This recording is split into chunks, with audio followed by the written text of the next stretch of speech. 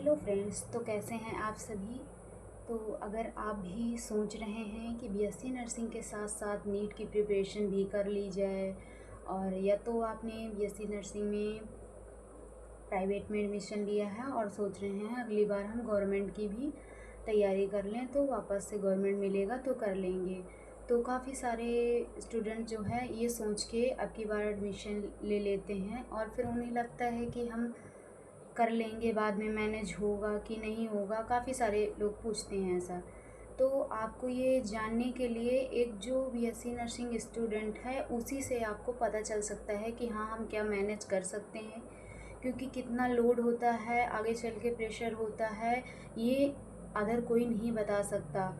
जो कर रहा है, जो बच्चा बीएससी नर्सिंग कर रहा है उसी से पूछिए, वही जान सकता है कि क्या यहाँ पे कितना लोड होता है या फिर हम कर सकते हैं कोई अदर प्रिपरेशन या नहीं कर सकते। तो जैसे नीट का टाइम नहीं निकला तो यही सोचते हैं, तो आज की वीडियो में हम यही बात करने वाले हैं। हम आपको पूरी रियल सारी चीज़ें बताने वाले हैं कि हाँ यहाँ पे क्या क्या चीज़ें होती हैं और टाइम बचता है कि नहीं बचता है कि आप दूसरी प्रिपरेशन कर सको। तो अगर आपको हमारी वीडियोस अच्छी लगती हैं तो पहले चैनल को सब्सक्राइब ज़रूर कर लीजिएगा और लाइक भी ज़रूर कीजिएगा। जो भी डाउट होता है कमेंट कर दीजिएगा।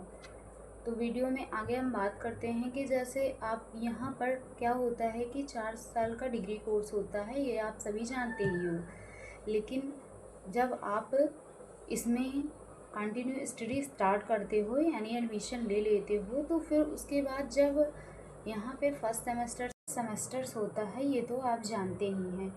तो टोटल सेमेस्टर जो होते हैं 6 महीने पे एग्ज़ाम होता है और सिलेबस इतना ज़्यादा होता है, लेंदी होता है कि आप पहले ये जानिए कि अगर 6 महीने में आपको एग्ज़ाम देना है और सिलेबस इतना ज़्यादा होते हैं और यूनिवर्सिटी एग्ज़ाम लेती है, यहाँ पे आपको क्लिनिक भी करना होता है, तो कॉलेज ज्वाइन करो, उसके बाद क्लिनिक करो और अटेंडेंस भी प्रॉपर कॉलेज में जो है 85% देनी ही होती है, तभी आप एग्ज़ाम दे सकते हो। और क्लिनिक में भी आप गैप नहीं कर सकते हो, उसे भी आपको करना ही पड़ता है।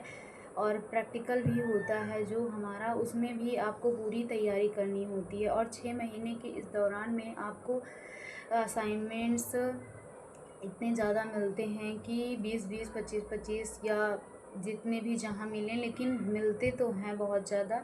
आप लिखते रह जाते हो रात को दिन को।